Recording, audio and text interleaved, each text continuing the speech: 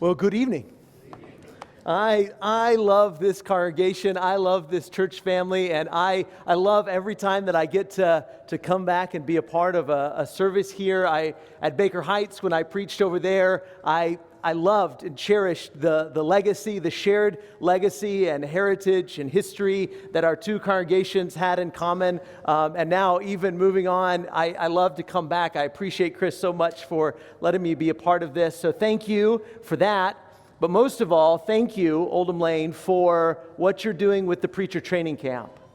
I was thinking about that as I drove over here this afternoon, thinking, if these young men go on and touch countless lives, and then those lives continue to be touched, and then more and more, that multiplication factor, the multitude of people that their lives can be changed because of what you're doing now and investing in these young men and their future ministries, their current ministries and their future ministries. And guys, I just want to say thank you for being here. As Wayne prayed in his prayer a minute ago, we know there's a million other places that you could be and things that you could be doing, but you chose to be here and studying these things and thinking about these things and preparing for these things and being together. Whatever you choose to do in the coming years, I know that you will be a blessing to God's kingdom. So thank you for being here. And if I can ever be of service to you guys,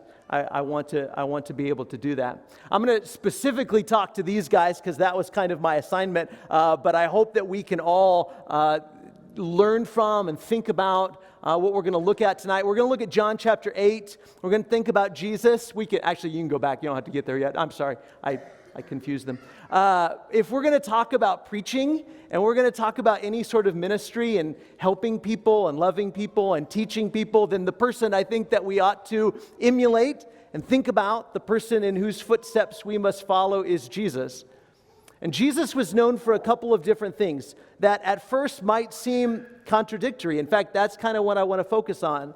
He was known for teaching morality and having an incredibly high standard of morality and purity and righteousness. I mean, so much so that he would say things like, if your eye causes you to sin, pluck it out, right? If your hand causes you to sin, cut it off. He would say that he didn't come to abolish the law, that he upheld everything that Moses taught, and he wouldn't contradict anything in the law. In fact, he told people that their righteousness should exceed that of the Pharisees. So here's a guy who taught Scripture, and he taught there are things that are right and things that are wrong. He had an incredibly high standard of morality. But then at the same time, he was also known for hanging out with the world's most immoral people. The people that everybody else looked at and said, I wouldn't eat a meal with that person. I wouldn't go across the street to talk to that person. That person is worthless.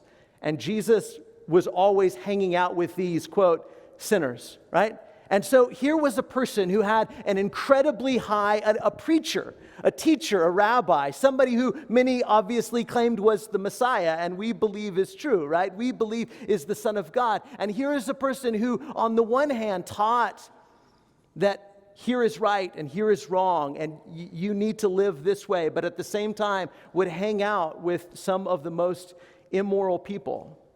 And I wonder, as we think about sending our young people into the world to emulate Jesus, and when we, as Christians, all of us, think about being disciples of Jesus, is that the sort of tension that we're okay with in our life? Do we encourage our young people to do that? To, yes, teach a high moral biblical standard, and at the same time, hang out with and love, eat with, and bless immoral people, the people that have rebelled against what's right and wrong the very most. That's the kind of life that Jesus was leading, a life of preaching morality and righteousness and purity, but at the same time spending time with the most immoral people in the community. Do you think that's even possible for people to do? I wonder sometimes, do we think that's impossible? To teach the truth and to teach a high standard of morality and righteousness and purity and still be friends with and love immoral people. Sometimes I think we think you can't do both of those. You got to do one or the other. Either you have to toe the line and teach the truth and tell people where they're wrong, or we hang out with immoral people, but you can't do both. You see, the Pharisees believed that. The Pharisees believed that you couldn't do both. And they thought Jesus would give on one or the other of those. They looked at Jesus and they said, yeah, I mean, you talk a good game and you talk about the law and you talk about following the law and you talk about a high standard of purity and morality. But the Pharisees believed, in fact, the word Pharisee means separate. They believed if you were really going to have a high standard of morality, then you couldn't associate with those kinds of people. And so they believed that Jesus really didn't have a high standard of morality, because if he did, he wouldn't spend time with people like that. They believed that purity meant separation. So let's look at our text, John chapter 8 and verse 2, because they thought that on these 2 points they could trap Jesus. Look at John 8 and verse 2. Early in the morning, he came again to the temple. All the people came to him, and he sat down and taught them. This is kind of a side note, but especially for you guys, listen, but it pertains to all of us, that as preachers and teachers and any ministry that we do in sharing the good news, we're not just emulating Jesus, because Jesus hasn't stopped teaching people.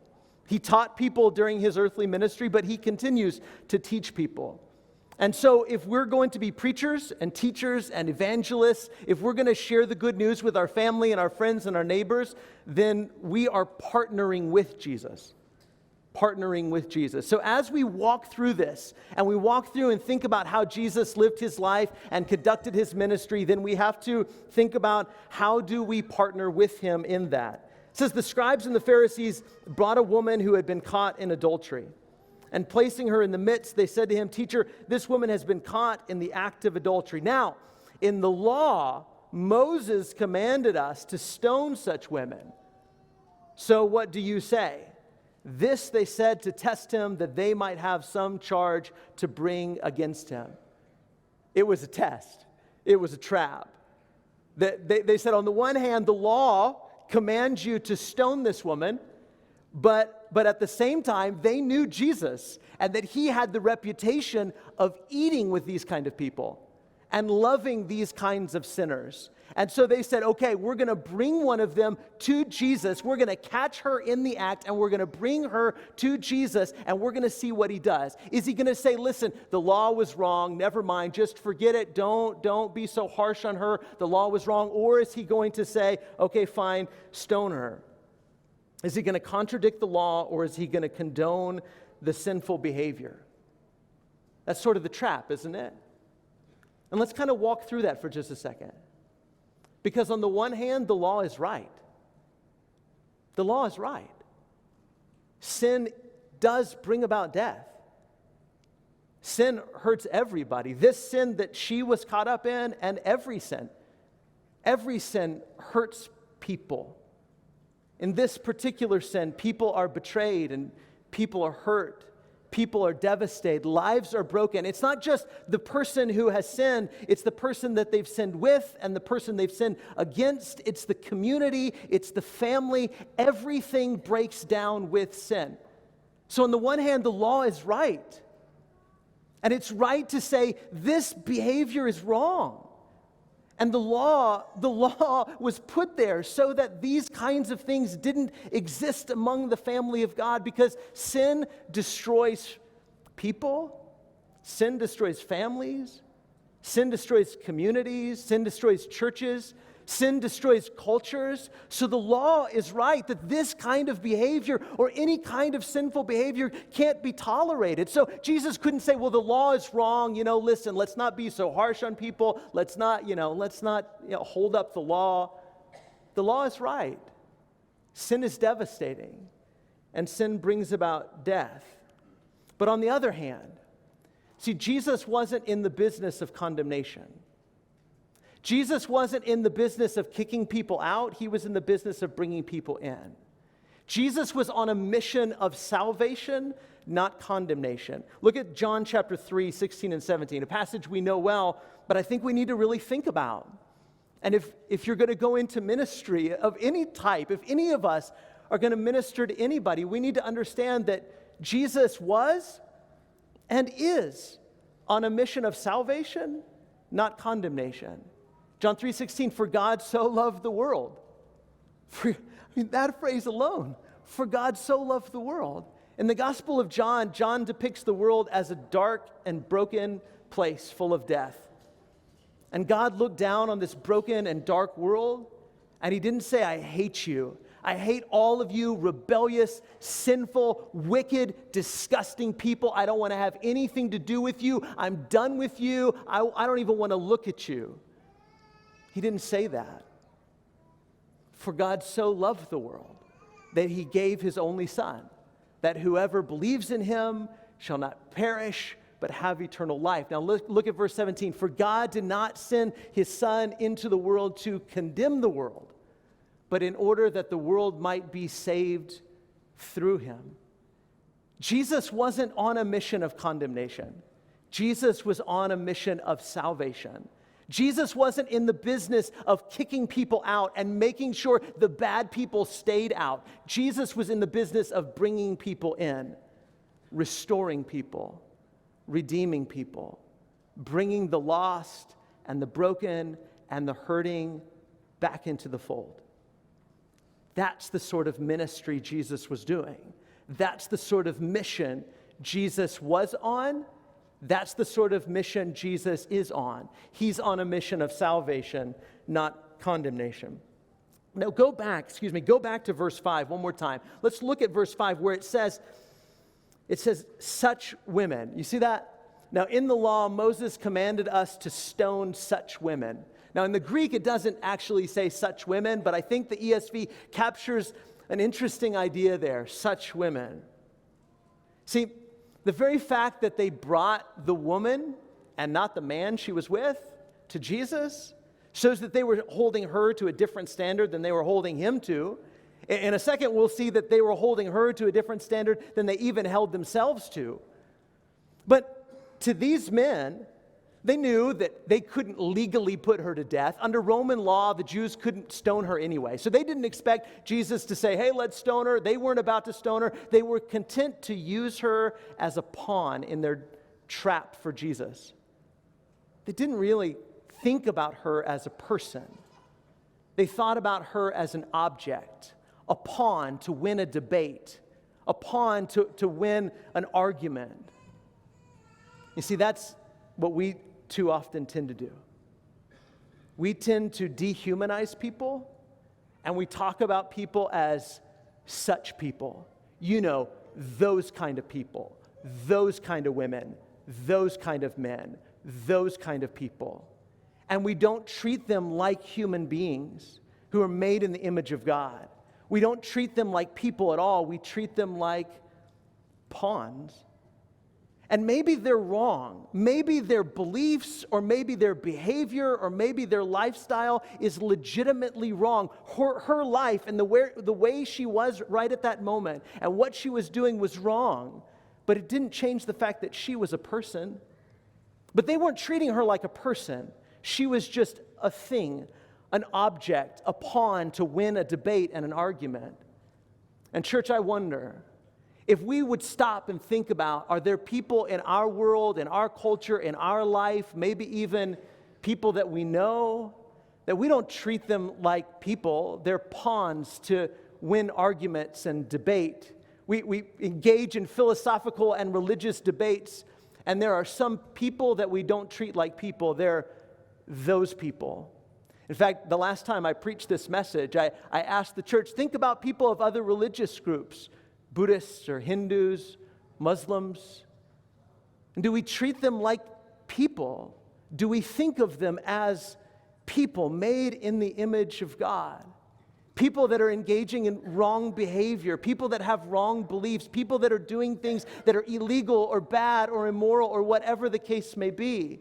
To these men, these Pharisees, they weren't interested in her as a human being. They were interested in trapping Jesus, and they treated her and everyone like her and the tax collectors and all of the other sinners as those kinds of people. Who do we treat like that? And guys, listen, if you get to the point where you're in the pulpit and you preach God's word, I beg you, don't talk about people this way. Don't treat people like pawns to win arguments and debates. No matter how sinful a person is, no matter how sinful their behavior is, no matter how wrong they may be, people are still people.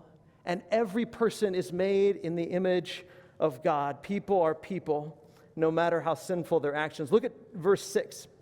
The latter part of verse 6. Jesus bent down and wrote with his finger on the ground. Now, I know when you saw me go into this text, you're like, Wes is going to tell us what he wrote on the ground, right? We've wondered for 2,000 years, what did Jesus write on the ground? Well, if the text told us, then we would know, but it doesn't tell us. In fact, not only does it not tell us, it doesn't even say that the Pharisees and scribes even reacted to whatever it is that Jesus wrote. So maybe the important question isn't what Jesus wrote, but why did he write? Why did he write on the ground? Maybe some people think that maybe it's an allusion to Jeremiah 17 and verse 13, which says, O Lord, the hope of Israel, all who forsake you shall be put to shame. Those who turn away from you shall be written in the earth, for they have forsaken the Lord, the fountain of living water. Maybe it was a way of delaying in order to ponder his response. Maybe it was a way to indicate that he knew that their question was a setup and was a trap. Because look at verse 7. And as they continued to ask him, he stood up and said to them. So he only really answered the question after they continued to press him. And here's his answer. Let him who is without sin among you be the first to throw a stone at her. And once more he bent down and wrote on the ground. I love this, don't you? I mean, we all know that Jesus is wise, that Jesus is God in the flesh, but when I read this passage, I think about Solomon. You remember Solomon when the two moms came with the baby and Solomon had to decide how he was going to handle that situation? That's exactly the sort of thing Jesus is doing. He's engaging with them with the wisdom of Solomon. And really, he gives them the permission to carry out their condemnation if they have the moral purity to do so. You see, in the law, Deuteronomy chapter 17 and verse 7, the person who was the first to carry out an execution, if somebody did something that was worthy of death, then the person who had to put their hand on them first needed to be a witness, somebody who had witnessed the crime. You see, but you got a problem if the witness is also guilty, right? If the witness is guilty of the same crime or a similar crime, or the witness is guilty of using that person or being a false witness against that person, you have a problem. So Jesus says, whoever is sinless, whoever is without sin, maybe that means sinless in the act of adultery, sinless in this sin, or maybe it's sinless in the matter of being a reliable witness, or maybe it's sinless in general. Whoever has no sin. But whatever it is, Jesus is one calling their bluff, right? He's like, I know you're not actually going to stone her, but he's calling their bluff, but he's also turning the tables and putting them on trial. Now it's no longer the woman who's on trial, now it's them who's on trial, and says, if you can acquit yourself, then you can condemn her. But you can't condemn her until you acquit yourself. So now you're on trial. Let's see if you measure up. And of course, they realized that they too had sinned and were in no place to condemn.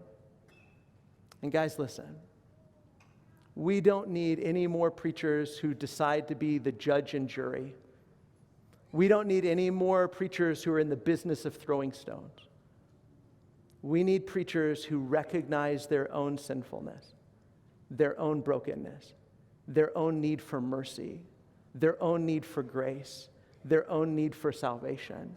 Jesus helped these guys, thankfully, to realize their need for mercy. And if you and I are going to stand in the pulpit, or we're going to teach Bible classes, or even if we're going to share the good news with somebody, then we've got to be the kind of men. All of us have to be the kind of people who recognize our own sin. The world doesn't need any more Christians who are in the business of throwing stones. We don't need any more Christians or any more disciples, any more preachers who want to take it upon themselves to be the judge and the jury the way these men had attempted to do. Verse 9, when they heard it, they went away one by one, beginning with the older ones, and Jesus was left alone with the woman standing before him. They left, of course, because they didn't pass the test. They couldn't, in all honesty, they could not acquit themselves, and they found themselves guilty. And so here we have an ironic situation. Now, for the very first time, she stands before the only one who is sinless. The only one, if he wanted to condemn, he's the only one in a position who could, because he's the only one that's not guilty. And so if there was one man in that whole crowd of men that were talking about this woman who could condemn her and stone her and say, you're guilty and you deserve to die, it was Jesus. And now she stood before the only one who could legitimately condemn her. And Jesus stood up and said to her, woman, where are they? Has no one condemned you? And do you know that this is the very first time in the story that anybody has talked to her? The rest of the time, everybody's talking about her and not talking to her. But Jesus saw her. Jesus knew her. Jesus knew her sin. Jesus knew her story. Jesus loved her, and Jesus treated her like a person, and he talked to sinful people, not about sinful people. And he says, is no one here to condemn you? And she said, verse 11, she said, no one, Lord. And Jesus said, neither do I condemn you. Go and from now on sin no more. That one sentence, it sums up the gospel. It sums up this story. It sums up what Jesus is all about. Neither do I condemn you. Go and from now on sin no more. I want us to think about three takeaways in this story, three takeaways from this story, and that really from this one sentence, in fact. Number one, Jesus is on a mission of salvation, not condemnation. That was his whole mission. It wasn't to come into the world and just to remind all of the adulterers and all the tax collectors and all the broken and sinful and rebellious children of Israel, you're all sinful, you've all done bad, you've all broken the law. His mission was to bring people in. And notice, I don't say it is. Jesus continues to be on that mission. That's what the book of Acts is all about, isn't it? Jesus continuing his mission in Judea, Samaria, Galilee, to the ends of the earth. Not a mission of condemnation, but a mission of salvation, a mission of bringing people home. Number two, people are people no matter how sinful their actions. People are people. Every person has a story. I know you turn on the news, and I know whatever news station you listen to on whichever political end of the spectrum it is, I know that people are used like pawns. But that shouldn't be the case in the pulpit. And it shouldn't be the case in Bible classes. And it shouldn't be the case as we deal with our neighbors and our friends. And guys, listen, if you preach the gospel, in whatever way you minister to people in the kingdom of God, remember that people are people. And every person, no matter how sinful and rebellious or immoral they are, remember they all have a story just like you do. Because you've been the person, and I've been the person, and we've all been the person, haven't we, that's been caught in sin, and we needed mercy, and we needed to be treated like a person. And that's what Jesus does for people, is Jesus treats people like people, no matter how sinful their actions. And if we're going to stand in the pulpit, let's talk to people that are there. talk to people and not just about people. Because it's super easy, guys, listen, it's super easy to get into a pulpit or get into a Bible class and teach about those people out there. You know, all those sinners out there, all those whatever out there. It's super easy to do that. But Jesus calls us to treat people like people, to love them, to be on a mission of salvation, not condemnation. And then 3, and this is so incredibly important, that correction and mercy are not mutually exclusive. Sometimes we treat them like they are. Sometimes we treat it like you either have to be merciful or you have to correct people's bad behavior, but you can't do both. If you correct people's bad behavior, you're not being loving, you're not being merciful, or if you do the other. But you can do both. And isn't that what Jesus did? He said, neither do I condemn you. I'm not in the business of condemnation. I'm in the business of salvation. He said, neither do I condemn you, but he also said, go, and from now on sin no more. That's what we need in the pulpit. That's what we need in Bible classes. That's what we need in dealing with our family and our friends. They need both. They need correction and they need mercy. You need both. I need both. We all need both, don't we? We need somebody to be merciful to us, treat us better than we deserve to be treated. And we also need people to tell us when we're wrong. Because if you love people, you don't let them go down the wrong path without correcting them. Loving them enough to say, that's dangerous, that's harmful to you and to your family, to our community. So love people enough to do both. Have mercy and correct them. So I want to end with this final simple question, or this final simple idea. You are invited to join Jesus, to partner with Jesus on his mission of salvation. If you become gospel preachers, and that's what you devote your life to, or maybe you work in youth ministry or involvement ministry, or maybe maybe you're a vocational minister, you have all kinds of other jobs that you do, whatever you do. And all of us, as we deal with maybe kids that have wandered away, maybe parents that aren't faithful to the Lord, maybe neighbors or coworkers or classmates, we're invited by Jesus to partner with him on a mission of salvation, of bringing lost sheep back to him. The sons and daughters of Adam and Eve are all around us. And yes, they're broken and they're hurting and they're rebellious and they've got stories and they've got sin and they've got pain, and they need us to partner with Jesus and to love them, to treat them like people, to correct when they're going astray, and to show them mercy and love. And so let's take Jesus up on his invitation. What do you think? Because when we responded to the gospel ourselves, and Jesus showed us mercy, and he corrected our behavior, and when we came up out of that water to walk in newness of life, we were committing to a partnership, weren't we? That with all of the body of Christ, that we would go into our community and with our family and with everyone we come into contact with, and we would do our part to bring people to Jesus. So let's do that this week. Let's do that next month, next year, with the rest of our lives. Join with Jesus on his mission of salvation. If we can help you in any way tonight, if you're ready to become a child of God, or you have sin that you need to confess, I know that can be hard because you don't know what you'll find. If you'll find somebody like Jesus who will offer mercy and correction, or if you'll find somebody like the Pharisees. But I believe that in this place, you will find mercy and gentle correction if that's what you need.